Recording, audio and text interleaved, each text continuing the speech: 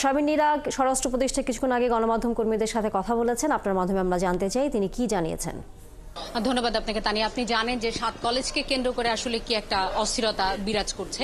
আজকের এই বৈঠকটি স্বরাষ্ট্র উপদেষ্টার ছিল সার্বিক আইন শৃঙ্খলা পরিস্থিতি নিয়ে, যেখানে নিয়মিতভাবেই তিনি আসলে বসে থাকেন। এটা ঠিক মাসিক সভা ওই অর্থে নয়, কিন্তু যেহেতু গতকালকে ৭ কলেজকে কেন্দ্র করে রাতে যে সংঘর্ষ, কয়েকজন আহত হয়েছে, আপনি জানেন যে আজকেও আমাদের গণমাধ্যম কর্মী যারা রয়েছে তারা বিভিন্ন জায়গায় অবস্থান করছে ৭ কলেজের এই বিষয়টি দেখভালের জন্য। ঢাকা বিশ্ববিদ্যালয়ে থমথমে পরিবেশ, সেই বাস্তবতা আজকের বৈঠকটি অনেক বেশি গুরুত্বপূর্ণ ছিল, যেখানে ডিএমপি কমিশনার তো ছিলেন, আইন শৃঙ্খলা বাহিনীর ঊর্ধ্বতন কর্মকর্তারা ছিলেন, স্বরাষ্ট্র পাশাপাশি আইন এবং শিল্প উপদেষ্টা আদিলুর রহমান তিনিও ছিলেন। তারা সবাই আসলে কথা বলেননি, মূলত স্বরাষ্ট্র উপদেষ্টা কথা বলেছেন এবং তিনি যেটি বলবার চেষ্টা করেছেন যে এটি আসলে শিক্ষা মন্ত্রণালয়ের বিষয়ে আলাপ আলোচনার মাধ্যমে সমস্যা সমাধান করতে হবে। গণমাধ্যম কর্মী হিসেবে স্বভাবতই আমাদের আসলে প্রশ্ন ছিল যে এটি দাবি আদায়ের আসলে মৌসুম কিনা, কারণ ৫ আগস্ট তারা বলছে নতুন বাংলাদেশ, এবং আমরা যদি বলি যে গণ অভ্যুত্থান পরবর্তী যখনই কিছুটা স্থিতিশীল অবস্থায় যাওয়ার প্রক্রিয়া শুরু হয়, তখনই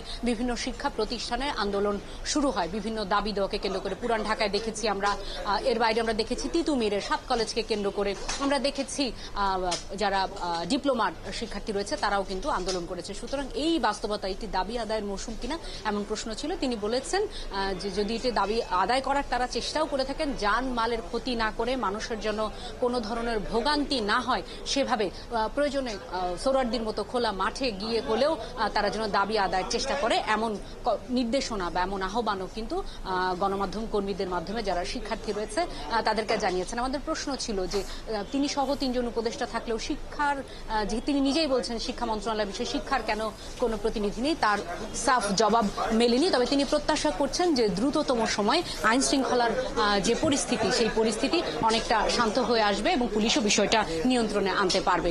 তো আমরা রয়েছি তানিয়া এখানে, এর বাইরে যদি কোনো উপদেষ্টা কথা বলেন আমরা সেটি জানবো এবং জানানোর চেষ্টা করবো। তানিয়া। অবশ্যই শারমিনীরা, আমরাও যুক্ত হব। সচিবালয়ের যদি কোনো উপদেষ্টা আপনাদের সাথে কথা বলেন নিশ্চয়ই সে বিষয়ে আমরা জানবো আপনার কাছ থেকে। দর্শক, আমাদের সহকর্মী শারমিনীরা ছিলেন এতক্ষণ সচিবালয় থেকে।